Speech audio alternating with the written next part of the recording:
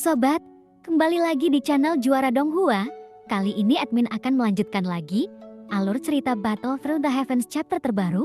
Sebelum kita ke alur ceritanya, admin ucapkan terima kasih kepada kawan-kawan yang selalu ngedukung channel ini berkembang. Sehat-sehat terus buat kalian semua ya. Oke, tanpa berlama-lama langsung saja kita ke alurnya. Ketika jumlah pemurniannya meningkat, tidak hanya kecepatannya yang melambat, namun juga kesulitannya juga meningkat tajam. Xiaoyan pun hanya bisa terus memperlambat kecepatan fusinya, lalu menstabilkan itu untuk memastikan bahwa pemurnian tidak gagal. Kemudian terdengar suara gemuruh dari kuali obat, lalu obat mujarab yang dibungkus cahaya sekali lagi memancarkan aroma merah yang lebih kuat, dan akhirnya pemurnian ke-9 pun berhasil. Hanya saja pil ilahi Canghai ini masih belum mencapai tingkat ketuhanan. Tapi Xiaoyan tidak berhenti begitu saja untuk memurnikan itu, dan dia tidak peduli berapa kali ia melakukan pemurnian hingga berulang-ulang. Xiaoyan juga ingin pil ilahi Canghai ini mencapai tingkat dewa. Namun jika tidak ada pemurnian seperti itu, maka tingkatnya hanya sampai itu saja. Sekarang pemurnian telah dimulai kembali, dan Xiaoyan harus sukses dan tidak boleh menyerah. Karena ini adalah obsesi Xiaoyan terhadap pemurnian obat. Ini yang ke-10 kalinya, ke-11 kalinya, ke-12 kalinya. Dan setiap pemurnian sangat penting bagi ramuan itu.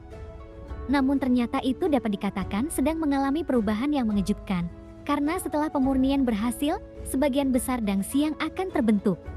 Orang-orang ini hanya bisa mencium aroma ramuan yang meluap-luap, dan belum pernah melihat sumber dang siang itu yang sebenarnya. Artinya, mereka bahkan belum pernah melihat kompas Xiaoyan. Arah ini, sosok itu melanjutkan perkataannya, itu adalah sekte boneka dewa. Mungkinkah ramuan ini dimurnikan oleh seseorang dari sekte boneka Shen?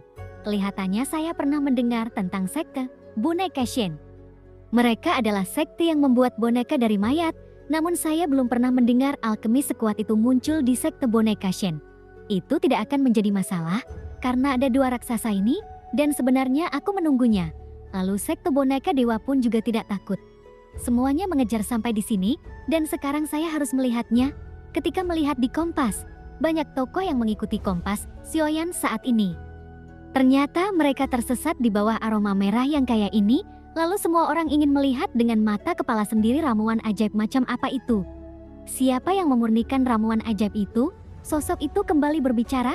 Xiaoyan bergumam, pemurnian ke-14. Obat mujarab ini akhirnya akan selesai. Saat Xiaoyan menghabiskan banyak waktu untuk memurnikannya, itu telah melampaui jumlah pemurnian tertingginya. Tentu, obat mujarab ini juga akan menjadi milik Xiaoyan sejauh ini. Aku akan menyempurnakan ramuan ilahi yang paling sempurna, kata Xiaoyan. Canghai Shendan ini bersinar dengan kecemerlangan yang aneh di kuali obat Xiaoyan, dan itu sambil berputar perlahan di dalamnya.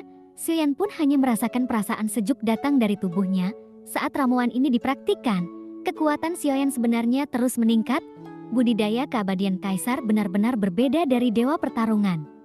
Yang dibutuhkan sekarang adalah keberuntungan dunia, yaitu mencapai obat mujarab dewa laut. Tapi terlepas dari efektivitasnya, jika mampu mencapai level seperti itu, ini merupakan terobosan tersendiri yang luar biasa. Oleh karena itu, Xiaoyan sendiri yang menyempurnakan ramuan ini juga karena ramuan yang dimurnikan. Xiaoyan memahami betul energi dunia sambil menyempurnakan pengobatan, dan inilah yang membuatnya lebih bertenaga. Dengan begitu, Xiaoyan ingin tahu apakah ia bisa mengandalkan seni pemurnian pengobatan dan membiarkan kekuatan dewa itu menembus ke langkah ke-9. Selain kegembiraan karena keberhasilan penyulingan, namun yang lebih mengejutkan Xiaoyan adalah peningkatan kekuatannya.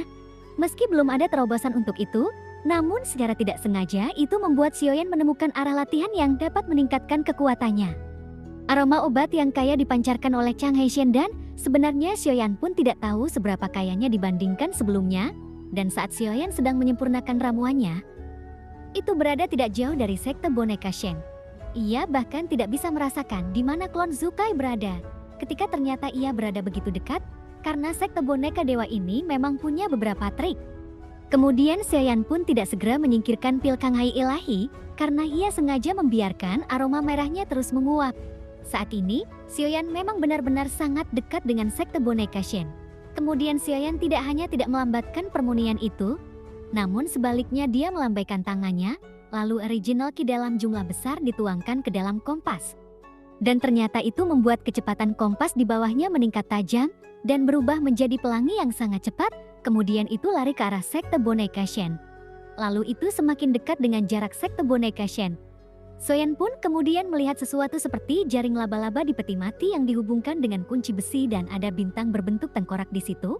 Saat Xiaoyan melihat bintang, tengkorak ini, pipa matanya tiba-tiba menyusut.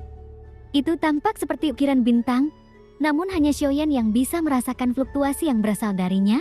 Ini bukan sebuah bintang, tapi kepala sungguhan, kepala dari dewa asli.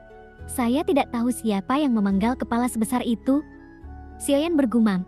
Kemudian dia dianggap sebagai bintang oleh sekte boneka Shen dan seluruh sekte hidup di atas kepala ini karena satu kepala sama besarnya dengan bintang. Lalu seberapa kuatkah dewa asli ini menjadi begitu kuat? Xiaoyan tidak bisa menahan diri untuk tidak mendesis dingin. Klan Genshin yang Xiaoyan lihat di dunia hebat sepertinya bukan masalah besar.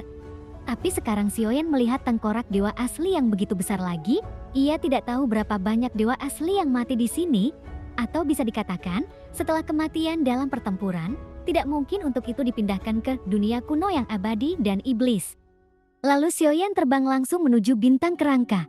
Lalu saat mencapai udara, setelah sekte boneka Shen menemukan Xiaoyan, banyak tokoh segera bergegas ke arahnya. Siapa kamu? Beranikah kamu datang ke sekte boneka dewaku untuk membuat masalah? Siapa kamu? Jawab sekarang. Xiaoyan pun menjawab, pertanyaan bagus. Saya adalah orang yang akan menghancurkan sekte Anda. Xiaoyan mendengus dingin. Xiaoyan pun menunjukkan tatapan mata dingin dan sebuah gerakan tubuh.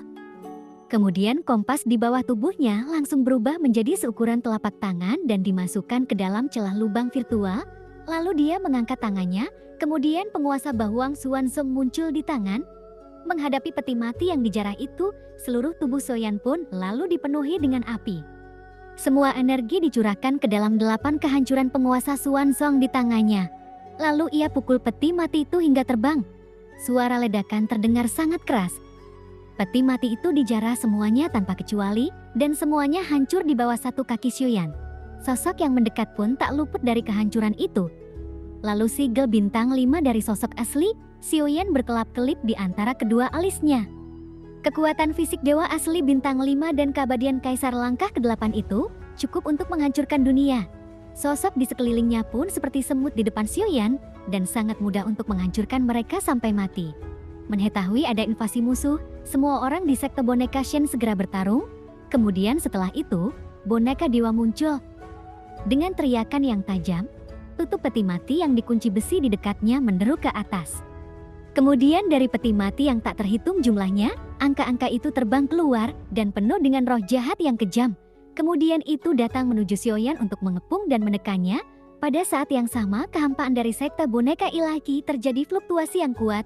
Hal pertama yang menarik perhatian adalah klon Genshin Impact. Daging besar ribuan kaki menutupi langit dan matahari. Kemudian yang paling mengagetkan sebenarnya ada dua sosok yang seperti ini. Lalu klon dewa asli segera berubah menjadi manusia biasa dan menjadi satu.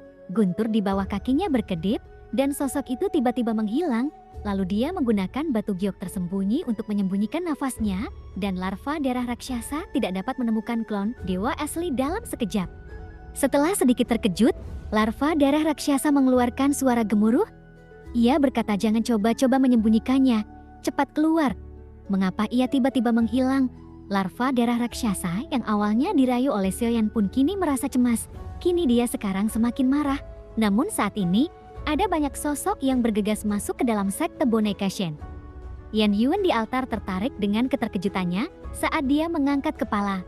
Penyusutan mata secara tiba-tiba.